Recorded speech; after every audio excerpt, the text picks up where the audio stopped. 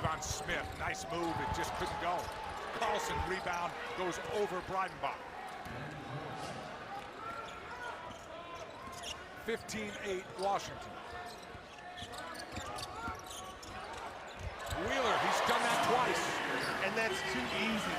Absolutely no resistance from the Utes. They let him use the ball screen. They let him get downhill.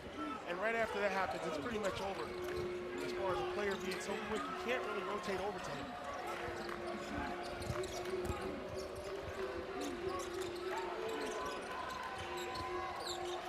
And Carlson for three, way off the mark.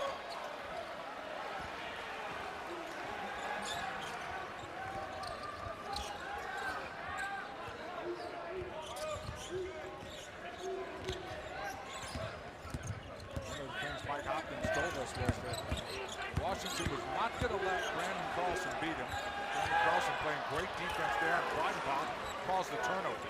Said, we'll double team Carlson all day long if we have. That's the recipe. Brandon Carlson's a player you can see coming a mile away. He shows up every night. You've got to have some type of strategy for him. The other Carlson, Ben off the mark there.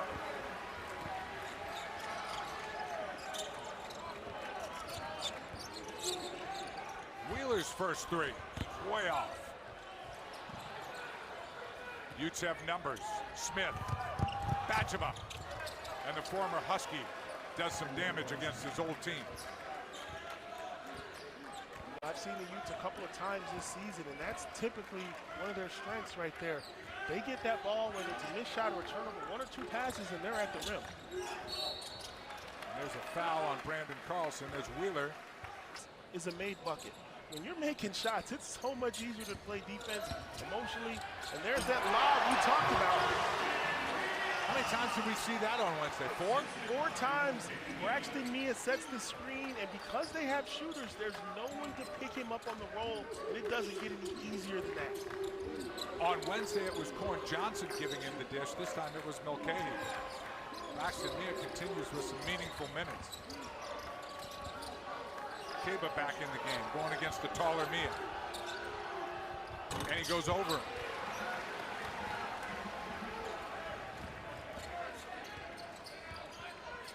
Keon feels he has a mismatch right here.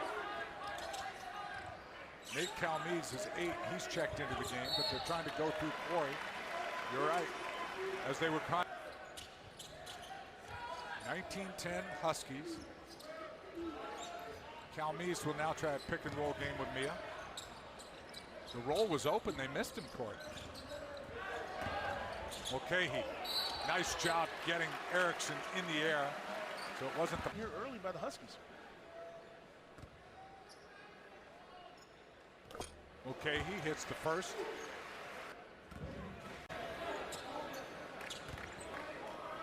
Mulcahy had double figures, 11 points. He was 4 of 6 from the field on Wednesday in the loss to the Buffaloes.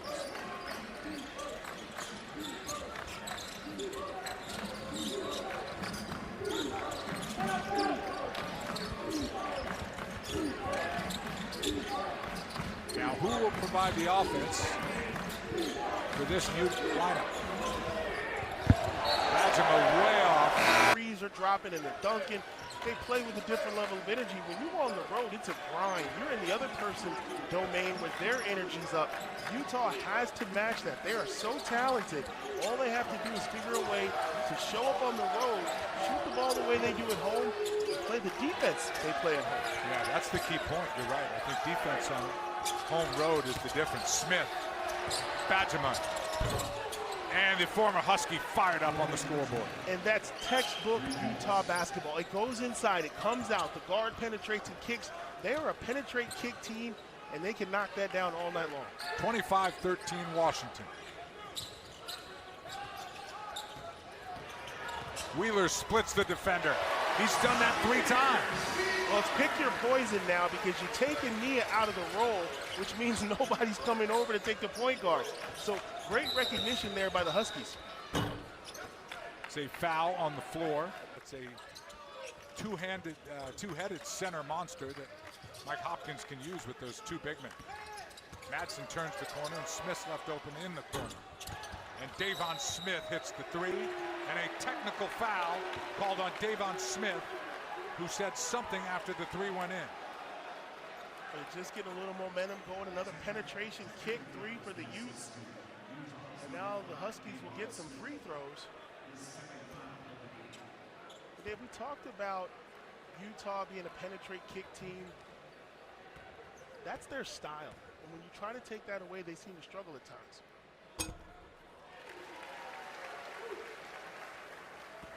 Not sure what he said, but the three went in.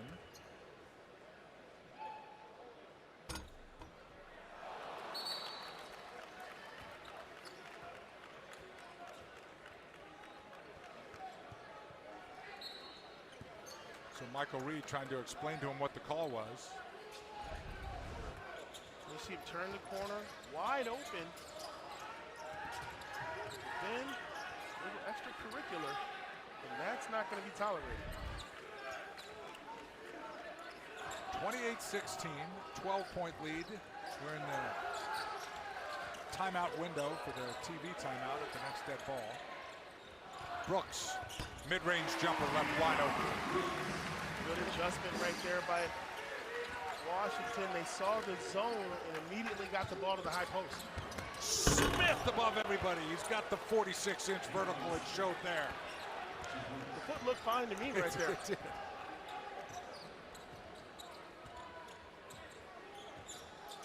That was a frustration. I didn't agree with the tee. I'll take it out on the rim.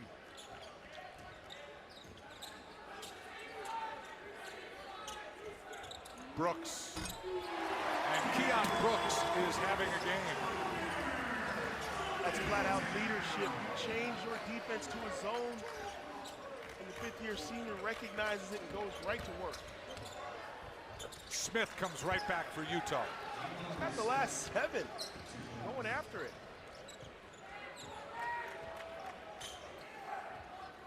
We said Brooks was quiet on Wednesday, still had 22. It's a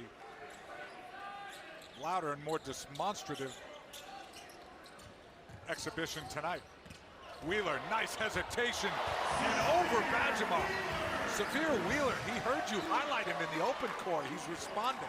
He has been living off the pick and roll, virtually unstoppable. If you pick him up, he throws the lob. If you don't, he turns the corner. Smith drew the foul before Brooks swatted it. Because that is a problem. Too fast, too quick, too strong. 10 points for Wheeler. And the Huskies up by 13. A moment ago, they were up by 7.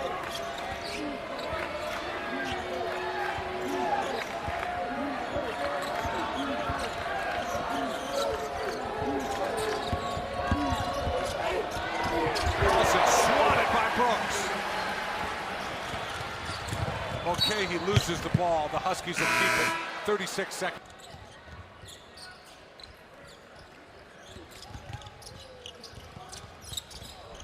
Mulcahy in the corner on the pass from Wheeler. Wheeler is dealing out here. Ball screens one-on-one. You know he's one of the leading assist guys in the country, and there you see the vision. And now the Husky faithful are on their feet. Big run to finish the half. Wheeler has 4 assists, almost had a pickpocket before transferring to Utah. Jackson on 27 games over at BYU, but missed the free throw here. Huskies will get a last look. I'll give you one guess who's going to do his thing. 3 on the clock. Wheeler's got to go. He does. High off the glass and no good. That's about 7 moves in one. Hey, whatever it takes. Wheeler no good.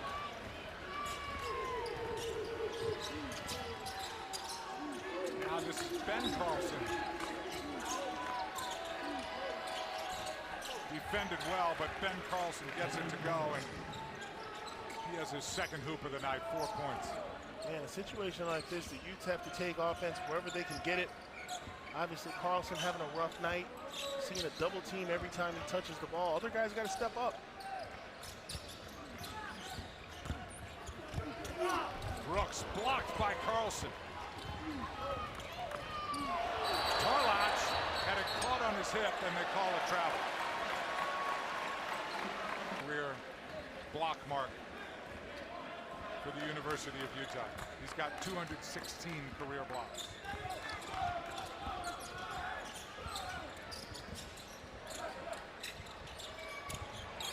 Okay.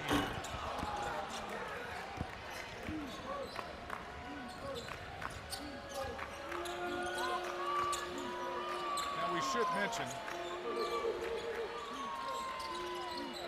Utah is playing without Raleigh Wooster, their starting guard who's missed the last 3 games, and he is one of their. He's out, and so is Lawson Lovering, their 7'1" big man who plays alongside Carlson. That's a lot to be missing. That's a lot to be missing, and he's one of their, talking about Wooster, he's their best defender. Talking about guys who's going to bring some toughness to this situation, play some defense. They are missing key people. Foul on Brooks. Erickson got him in the air. In talking with Coach Hop, not playing. Plays like that, chance to get a 4-point play, that's huge.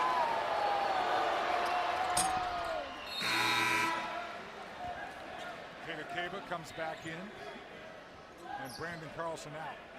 Here comes the full court pressure. The Utes have to do something to change the tempo of this game. There's still a lot of time left, but it's going to take a lot of energy on the defensive end.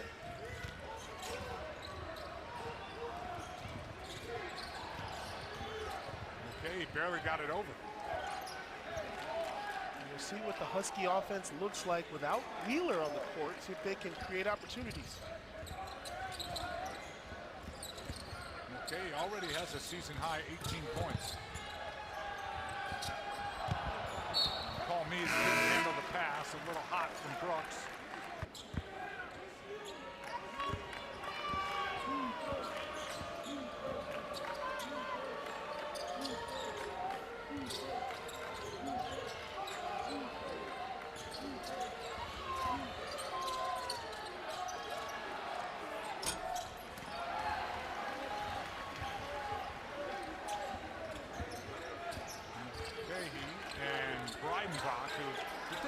Doesn't really need to look at that three, which is more than capable of hitting. Boy, late whistle. Erickson thought he stole that. Calmees for three. Holland tried to tip it. And if you're Utah, Corey, and you're down 19, you need to start doing some things quickly.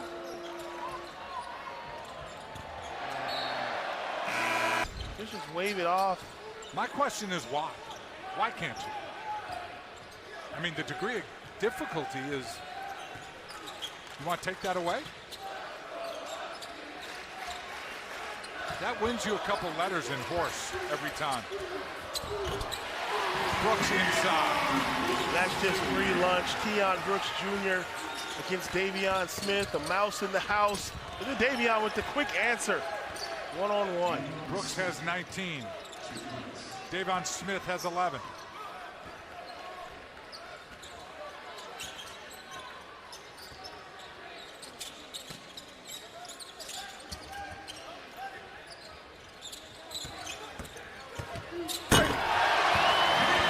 No stopping Brooks tonight. We talked about missing their best defender, and you see it on plays like that. Carlson completely overmatched by Keon Brooks Jr. Grew up watching Syracuse basketball, Big East basketball.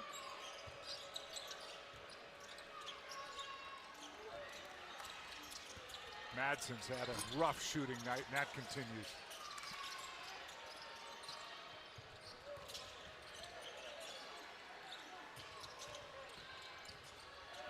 .31 Washington lead.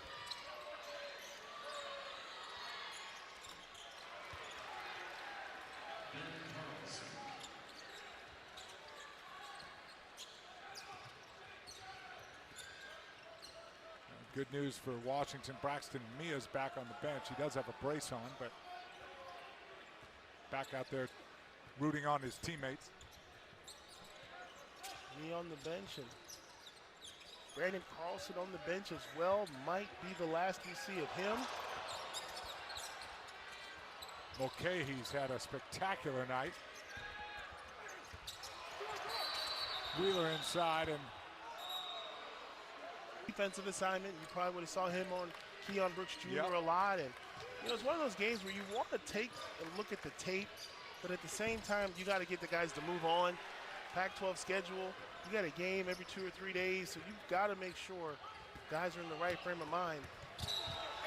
Nate Carmese with the hoop and the horn. Move.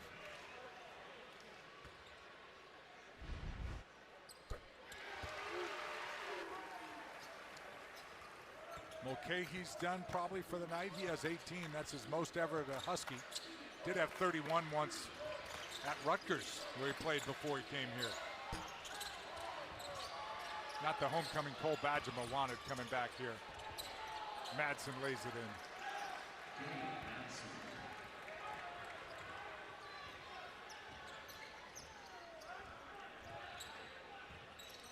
Every Husky who has been on the floor has scored. Oh, Brooks comes back in, of course. A little surprise. Yeah. A little light duty for him just to be out there.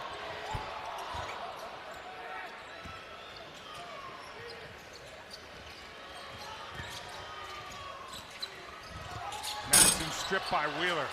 Great hands. And Madsen looked like he was sizing up for a dunk. Had it poked away. Wood again. Moses Wood. He has 17. Well, he really has found his stroke tonight. No hesitation in transition. Just lighten the Utes up and beyond the arc.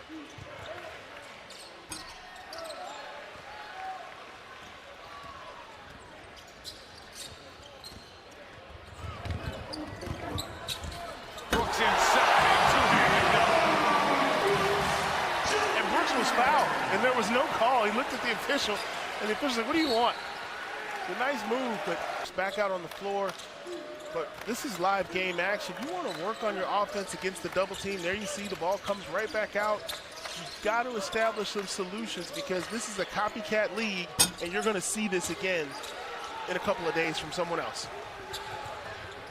Wheeler's still in there. You surprised? Yeah, I'm surprised, but at the same time, let the good times roll. You want to build confidence. Smith has had a terrific game for Utah. Just a missing of Wooster. Too much to overcome. And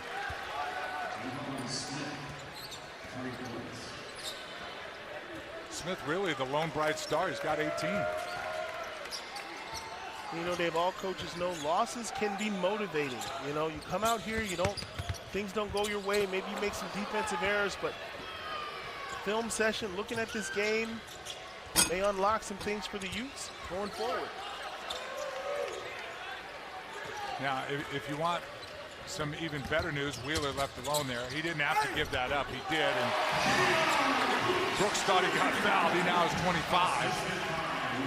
They're not fooling me. I see the little homie connection out there. He's passing up layups to get his assist. Brooks is like, "I'll take the points, thank you very much." Foul on the floor here as Brooks goes down. Hey, you hate to see that. Carlson's a legit 7-footer, so when he's posting up, those elbows are right in your face. When you're on the road in the Pac-12, you have to hang around. Give yourself a chance to be there at the end of the game. So they did. Now Brooks trying to add. He's got 25.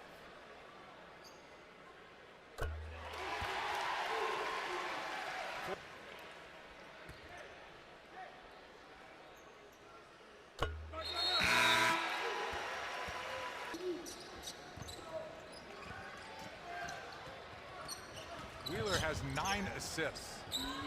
You think he knows that? Yes. Smith lays it in.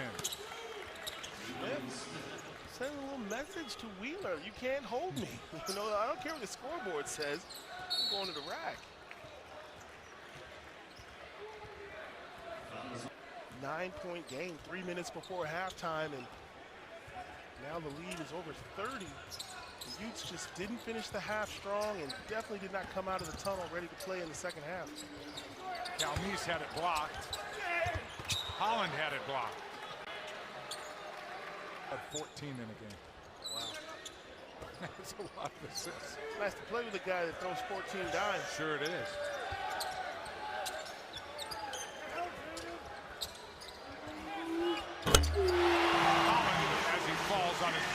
back for three. Nobody's happier about that than Wheeler. That secures his double-double for the night.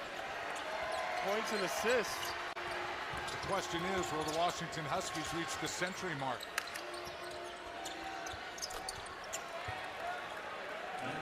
I'm going to guess yes.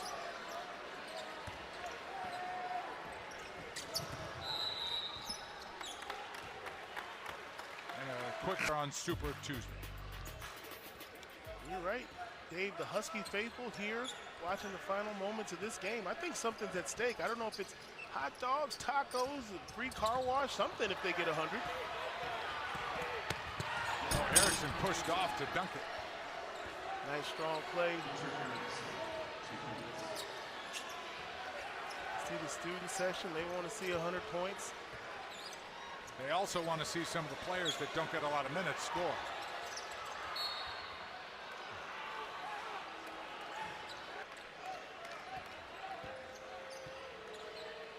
Final minute.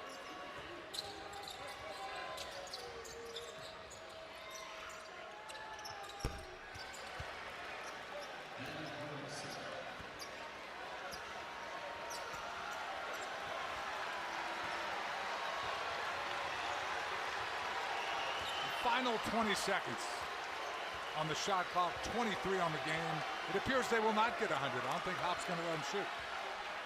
Coach Hop, class act. This game has been in the bag for a while. Just going to take the violation, or no, maybe not. Maybe not.